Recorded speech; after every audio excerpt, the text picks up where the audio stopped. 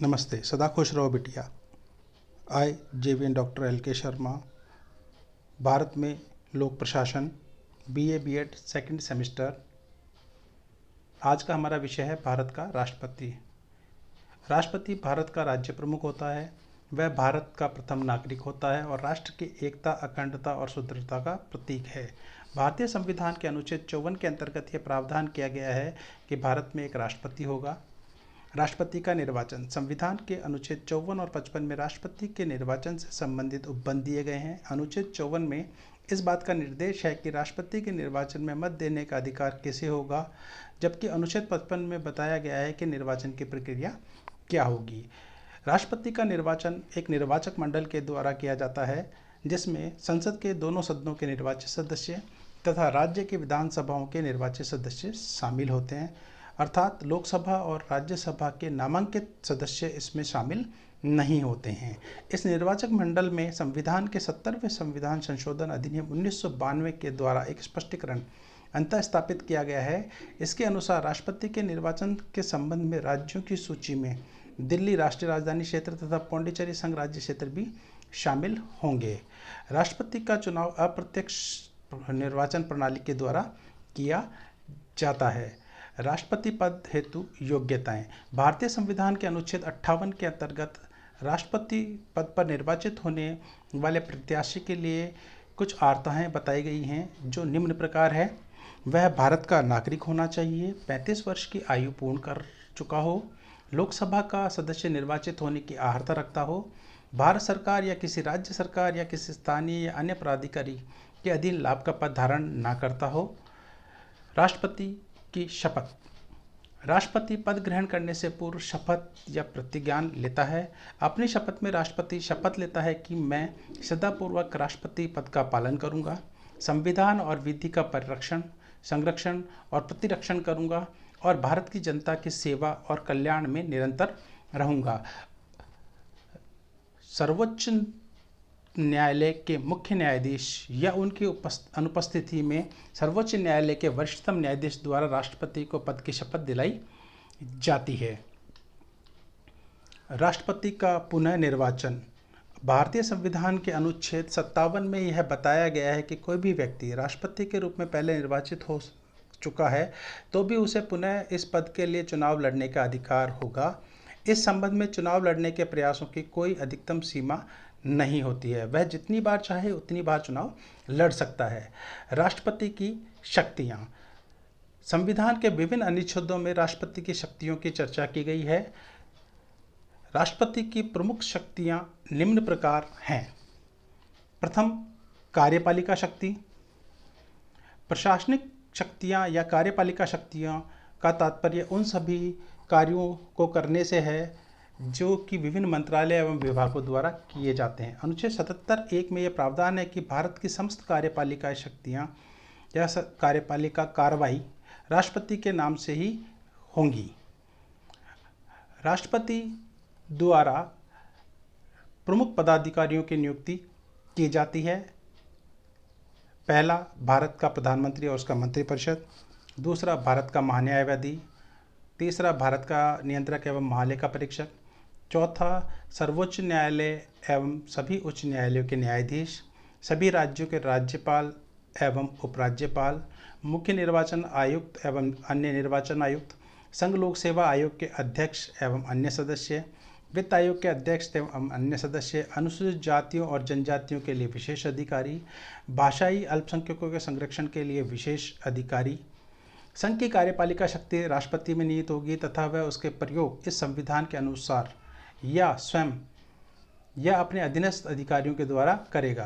अनुच्छेद 53(1) प्रशासनिक शक्ति के अंतर्गत राष्ट्रपति को देश के सभी उच्च अधिकारियों को नियुक्त करने और उनके हटाने की शक्ति दी गई है। सैन्य शक्तियाँ। राष्ट्रपति देश की तीनों सेनाओं का सर्वोच्च सेनापति होता है। उसे किसी देश के साथ युद्ध घोषित करने तथा शांति स्थापित करने की शक्ति होती है, परंतु यह शक्ति वास्तविक शक्ति न होकर के सिर्फ औपचारिक शक्ति है, क्योंकि संविधान के अनुसार राष्ट्रपति प्रधानमंत्री एवं मंत्रिपरिषद की सलाह के अनुसार ही कार्य करता है। भारतीय संविधान के अनुच्छेद 74(1) में इस प्रकार की व्यवस्था की गई है। राजनीतिक एवं कूटनीतिक शक्तियाँ।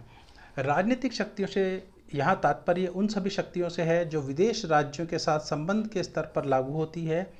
विदेशों से प्रमुख रूप से संधि करना, विदेशों में राजदूतों की नियुक्ति, कूटनीतिक अधिकारियों की नियुक्ति तथा अन्य देशों से भारत में नियुक्त किए गए राजदूतों तथा अन्य प्रतिनिधियों का स्वागत भी राष्ट्रपति द्वारा ही किया जाता है। विधायी शक्तियाँ। राष्ट्रपति की विधायिक शक्तियों में प्रमुख शक्तियाँ हैं कि वह दोनों सदनों को आहूत करता है और सत्रावसान करता है। यह प्रक्रिया भारतीय संविधान के अनुच्छेद 85 के अंदर वर्णित की गई है। भारतीय संविधान के अनुच्छेद 108 के अंतर्गत राष्ट्रपति का यह कर्तव्य है कि वह दोनों सदनों में गतिरोध की स्थिति में वह दोनों सदनों का संयुक्त बैठक बुला सकता है। प्रत्येक आम चुनाव के पहले सत्र तथा प्रत्येक वर्ष के पहले सत्र के आरंभ में राष्ट्रपति दोनों सदनों के संयुक्त सत्र को संबोधित करता है।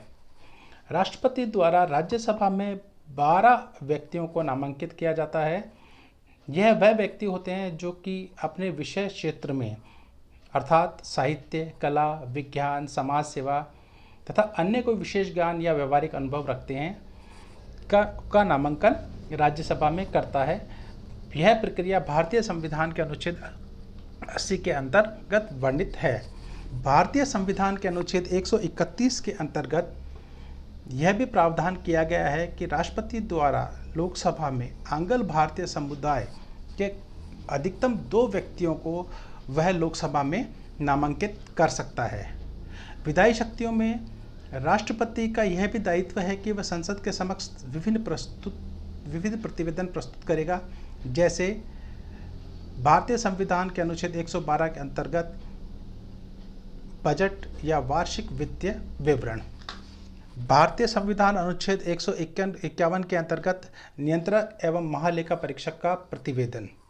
भारतीय संविधान के अनुच्छेद 281 के अंतर्गत वित्त आयोग की अनुशंसा, जिसका गठन राष्ट्रपति के द्वारा प्रत्येक 5 वर्ष में किया जाता है।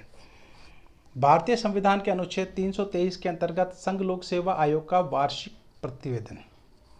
भारतीय संविधान के अनुच्छेद 340 के अंतर्गत पिछड़ा वर्ग आयोग का प्रतिवेदन। भारतीय संविधान के अनुच्छेद 338 के तहत राष्ट्रीय अनुसूचित जाति आयोग का प्रतिवेदन।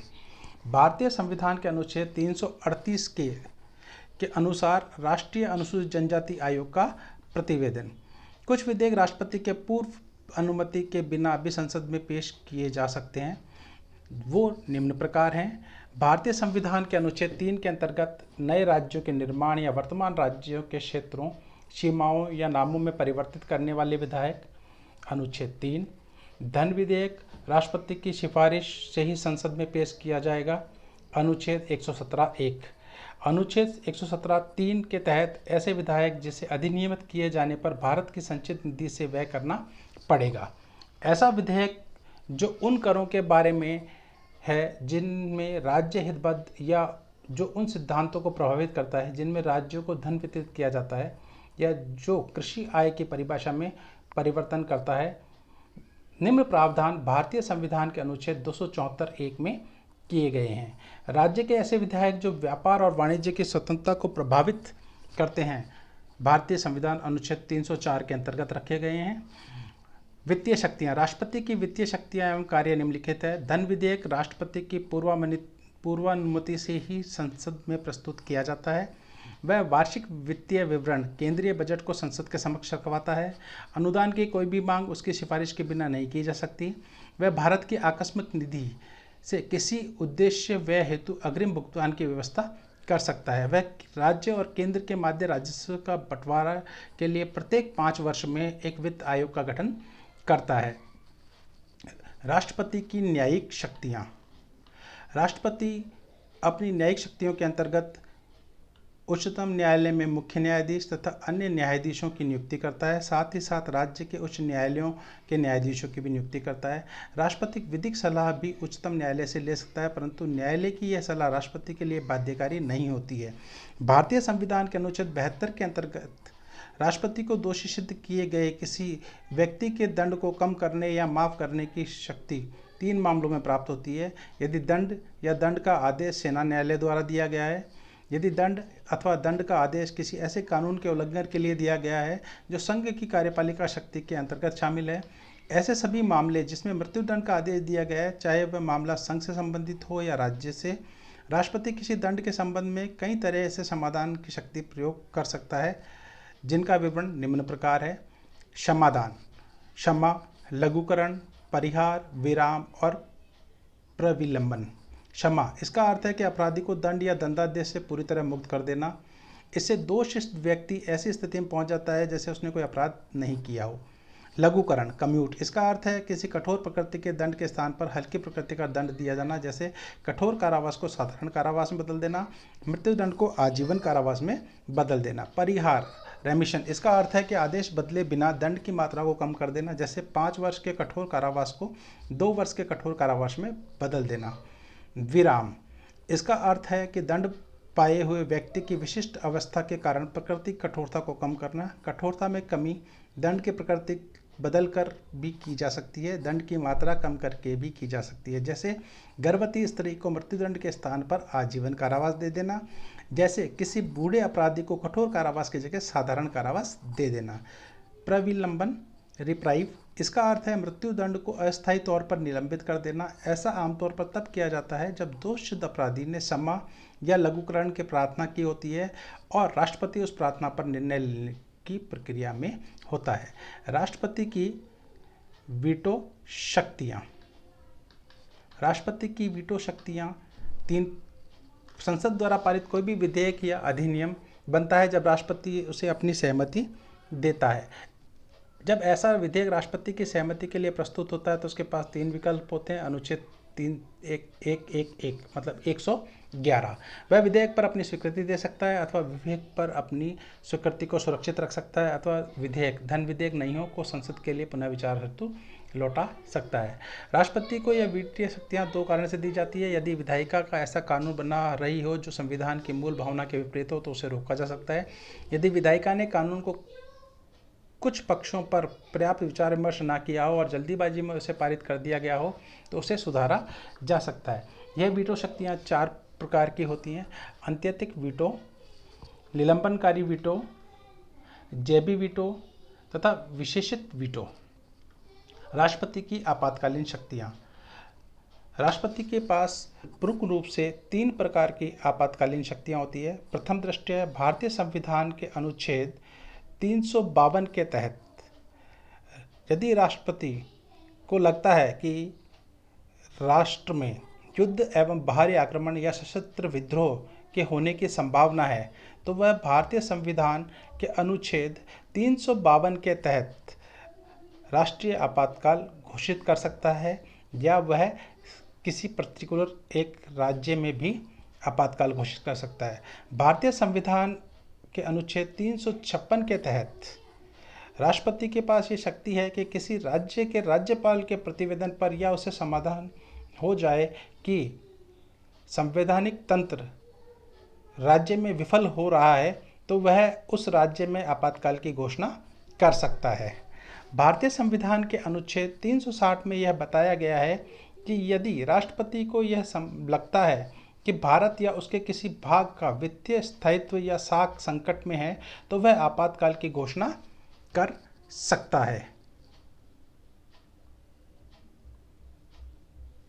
राष्ट्रपति की अध्यादेश जारी करने की क्षमता या शक्ति। भारतीय संविधान के अनुच्छेद 123 के अंतर्गत ये प्रावधान किया गया है कि यदि सदन के दोनों सदन में सत्र ना हो तो राष्ट्रपति को इस बात का अधिकार है कि वह ऐसी परिस्थितियां विद्यमान है जिसमें तुरंत कार्यवाही करना आवश्यक हो गया है तो वहां अध्यादेश जारी कर सकता है, परंतु यह अध्यादेश मात्र 6 सप्ताह तक रहता है जब तक कि सदन की बैठक संचालित ना हो। अन्य शक्तियां। संविधान के अनुच्छेद 2 में अन्य शक्तियां भी राष्ट्रपति को प्रदान की गई है। अनुच्छेद 143 के अंतर्गत राष्ट्रपति के पास शक्ति है कि वह किसी विधित या तथ्य के ऐसे प्रश्न पर जो व्यापक महत्व का है, उसे लगता है सर्वोच्च न्यायालय से इस विषय पर सलाह लेनी चाहिए तो वह सलाह मांग सकता है। हालांकि न सर्वोच्च न्यायालय अपनी सलाह देने के लिए बाध्य है और न ही राष्ट्रपति सर्वोच्च न्यायालय द्वारा दी गई सलाह को मानने के लिए बाध्य है। संघ राज्य क्षेत्रों पर प्रशासन राष्ट्रपति के अधीन ही चलाया जाता है। उसे इन क्षेत्रों में प्रशासन के संबंध में नियम बनाने की शक्ति प्राप्त है। अनुसूचित जातियों तथा अनुसूचित जनजातियों के निम्न सामाजिक मुद्दों पर पहचानने, इन सूचियों में शामिल करने के लिए राष्ट्रपति के पास शक्ति शामिल है। राष्ट्रपति के अनुच्छेद 339 के तहत यह शक्ति प्राप्त है कि अनुसूचित क्षेत्रों की, जिसे जनजातीय आबादी के कारण विशेष संरक्षित किया जाता है, के रूप में कुछ और क्षेत्रों को शामिल करने या कुछ क्षेत्रों को शामिल करने या उसे बाहर करने के निर्णय भी राष्ट्रपति के द्वारा किया जा सकता है। भारतीय राष्ट्रपति पर महाभियोग की प्रक्रिया। भारतीय राष्ट्रपति को उसके पद से उसके कार्यकाल, जो कि 5 वर्ष निर्धारित किया गया है भारतीय संविधान के अनुसार, उससे पूर्व भी हटाया जा सकता है जब यदि लगता है कि राष्ट्रपति संविधान के अनुसार कार्य नहीं कर रहे हैं, तो संसद के किसी भी सदन में भारतीय संविधान के अनुच्छेद 61 के अंतर्गत राष्ट्रपति पर महाभियोग की प्रक्रिया लगाई जा सकती है, जिसमें जिस भी सदन में यह प्रस्ताव पारित किया जाएगा वह कम से कम उसके 1/4 सदस्यों के हस्ताक्षर से संकल्प को पारित किया जाएगा। 2/3 बहुमत से उस सदन में वह पारित होना चाहिए। तत्पश्चात वह अन्य सदन में जाना चाहिए। उसके पश्चात कम से कम 14 दिन के लिए राष्ट्रपति को लिखित सूचना दी जानी चाहिए, जिसके कारण वह स्वयं के ऊपर लगाए गए आरोपों के प्रति अपना मत प्रस्तुत कर सके। यदि यह सब कुछ प्रक्रिया होने के बाद पूर्णतः 2/3 बहुमत से यह प्रस्ताव पारित हो जाता है, तो राष्ट्रपति को अपने पद से त्यागपत्र देना पड़ता है। यह सभी संरक्षित जानकारी भारतीय संविधान के अनुसार राष्ट्रपति के बारे में मैंने आपको प्रदान की है। यदि आपको इसमें किसी भी प्रकार की कोई भी समस्या है तो नीचे कमेंट बॉक्स में लिखें। उसका समस्या का समाधान लाइव सेशन में आपका कर दिया जाएगा। धन्यवाद।